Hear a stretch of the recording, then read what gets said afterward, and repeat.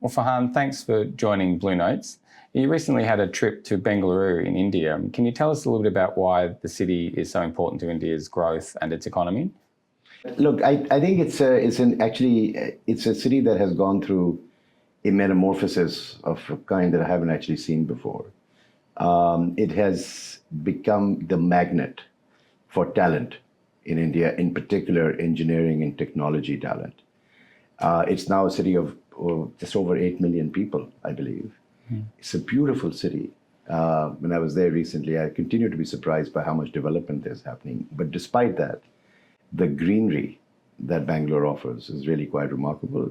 So it has become effectively truly a hub for talent, for innovation.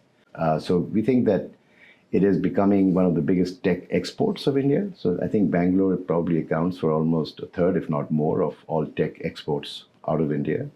It is attracting global companies, as well as Indian companies who are headquartered in Bangalore. And it's just an incredible buzz, Bangalore. And the sort of demographic, the population, the demographic change you mentioned earlier, what does that mean for ANZ's operations there, and how do we benefit from what's happening in that city? Yeah, it's a great question because it is an important time to ask that question. Years ago, and we started in India, in Bangalore in 1989, it was really much more a process factory, if you like. And so a lot of processing work moved and resided there, and they were very good at that. But I think that has evolved. And I think today I would argue that a lot of what's happening in Bangalore is a transition and a pivot away from processing to adding value. And that value is coming, as I mentioned, in the form of technology and innovation, automation, process improvement, data, insights, etc. So that transition has already begun. And we're transitioning ourselves as well into sort of that mindset of being a capability center rather than a processing hub. But that talent has become, is vital in terms of the transition, because to a large extent, they want a career.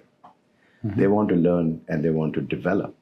And they want to make sure that they're not part of a processing organization, but they're actually delivering value and they feel connected to the entire enterprise.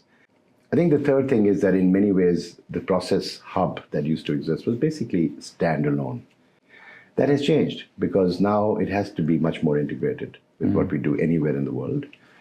And some of our global leadership, particularly in areas of data and innovation and technology, etc., have to be based in Bangalore, have to live in Bangalore, have to be part of the journey that we're traveling in Bangalore. And I think that integration is becoming a very different construct to what it used to be before as well. It's now moving to a very different paradigm where Bangalore for us is going to be a competitive advantage. It is going to be a place which is going to create great opportunities for us, great propositions for us, great insights for us, and continue to improve our processes and our technology and our propositions to our customers, which give us a competitive advantage. So I think there's just an incredible change that is happening. And as I said, this is the beginning of the next phase of what I think is going to be phenomenal growth in Bengaluru. Thanks very much for your time. Thank you.